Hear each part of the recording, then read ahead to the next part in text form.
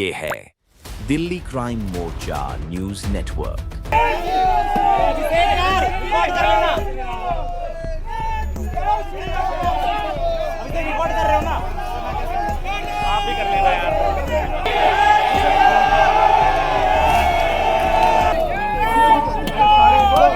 मस्जिद ही मदरसा खोल रही है। मदरसे ने इस जमीन पे कब्जा किया। अंदर मस्जिद के अंदर मदरसा चल रहा है। मैं मौलवी को 4 बार बोल चुका हूं कि आप अंदर मदरसा ना चलाइए। मैं दिल्ली के अंदर अनलीगल मदरसे की दुकान नहीं चलने दूंगा और मेरी विधानसभा में अनलीगल ये ढांचे नहीं बन पाएंगे। ये चेतावनी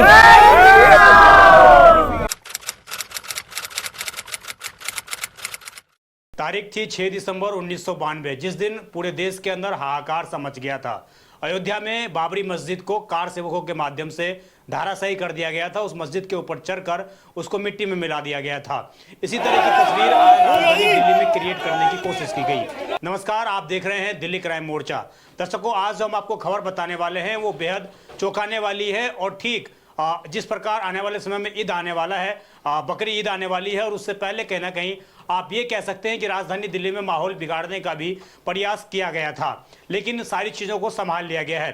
पूरी खबर क्या है ये आपको बताएंगे और किस प्रकार आखिरकार बकरी ईद से पहले इस तरह की या कौन सी ऐसी मुसीबत आन पड़ी चुनिंदा विधायक को इस तरह की हरकत करनी पड़ रही थी। ये तस्वीरें जो आप स्क्रीन पर देख रहे हैं ये राजधानी दिल्ली के सकूर बस्ती विधानसभा पीतमपुरा की है, जिस जगह पर आज भारी हंगामा मचा। आज सुबह लगभग 11-12 बजे के आसपास जहाँ के जो स्थानीय विधायक थे सकूर बस्ती विधानसभा सिंह, इसके अलावा ये भाजपा मंदिर जो है अध्यक्ष भी हैं, तो ये पूरी टोली के साथ एक मस्जिद के सामने पहुंचते हैं।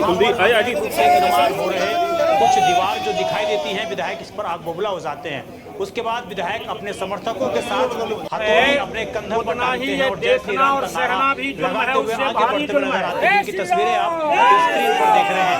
सीधा आगे बढ़ते हुए जो अवैध रूप से दीवारें बनी हुई थी, विधायक के अनुसार उन दीवारों पर हथौड़ा चलाकर उन दीवारों को मट्टी में मिला दिया जाता है। विधायक का ये कहना है और तमाम समर्थकों का ये कहना है कि ये अंदर जाने की कोशिश कर रहे हैं, हालांकि लोगों को रोका जा रहा है कि पूरी ये जमीन है मस्जिद के बाहर जाके आवाज अवैध कब्जा करने का प्रयास किया जा रहा था। विधायक का ये भी कहना है कि इस जगह को लेकर कई बार से जो है ऑर्डर भी आ चुके हैं इस जमीन को खाली करने के ऑर्डर आ चुके हैं, लेकिन उसके बावजूद वहाँ पर जो लोग हैं, जो मस्जिद के संचालक हैं, जो आसपास मुस्लिम समुदाय रहता है, वो इस बात को मानने को तैयार नहीं है। विधायक को इसी बात अंदर जाने की कोशिश कर रहे हैं, हालांकि लोगों को रोका जा रहा है। बावजूद इसके जो है वो मस्जिद के बाहर जाके आवाज कर रहे मौजूद थे। दिल्ली पुलिस के जवान को एक बार साथ में मौजूद थे। विधायक ने स्वयं अपने कंधे पर हथौड़ा रखा। हथौड़ा रखने के बाद जैसे लगाते हुए सीधा जो अवैध रूप से दीवारें थी खड़ी थी जय श्री राम कर दिया और उसके बाद एक एक दीवार को मंदिर जमीन में मिला दिया गया।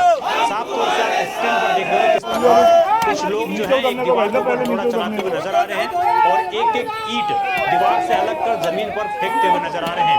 ये कहना कि पूरा नजारा एक वक्त तो ऐसा बन गया कि मानो अयोध्या जैसी सिचुएशन यहाँ पर क्रिएट करने की कोशिश की गई। अब बड़े सवाल भी हम पूछेंगे, उससे पहले आप विधायक का बयान सुनिए, आखिरकार उन्होंने क्या कुछ कहा। आज जिस तरह से ये ढांचा गिराया गया आप लोगों की तरफ से, क्या है, क्या पूरा मामला ये बताएं। देखिए, आज से 3 महीने पहले मैं यहाँ पर आया था। ये अनलीगल ढांचा बन रहा था। मुझे भ्रमित किया गया, यहाँ के मौलवी ने भी मुझे भ्रमित किया गया। कुछ इन समाज के लोगों को लिए आए, उन्होंने कहा जी हमारा कोई लेना देना नहीं है। जब मैंने 4 दिन पहले इस पर एक अपनी टीम लगाई, पता चला और मुझे बड़ा दुख हुआ, मस्जिद ही मदरसा खोल रही है। मदरसे ने इस जमीन पे कब्जा किया। अंदर मस्जिद के अंदर मदरसा चल रहा है। मैं मौलवी को 4 बार बोल चुका हूं कि आप अंदर मदरसा ना चलाइए। मैं दिल्ली के अंदर अनलीगल मदरसे की दुकान नहीं चलने दूंगा और मेरी विधानसभा में अनलीगल ये ढांचे नहीं बन पाएंगे। ये चेतावनी है। आप क्या मानते हैं, क्या ये अवैध है या फिर कैसे बनी है ये? 100% अवैध है। जिस तरह से पहले कांग्रेस की मानसिकता से, आम आदमी पार्टी की मानसिकता से धर्मों के अंदर लड़ाई करा करके इस तरह के काम किए गए, उन्होंने इस तरह का बीज बोया। लेकिन ये सनातन की सरकार है।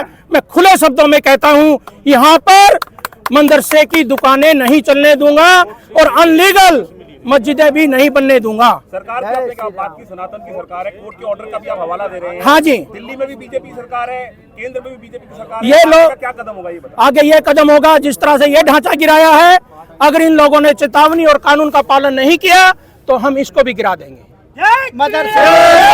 आपने सुना किस प्रकार विधायक ने साफ तौर से कहा कि मैं एक भी दिल्ली में अवैध मस्जिद, अवैध मदरसा नहीं बनने दूंगा।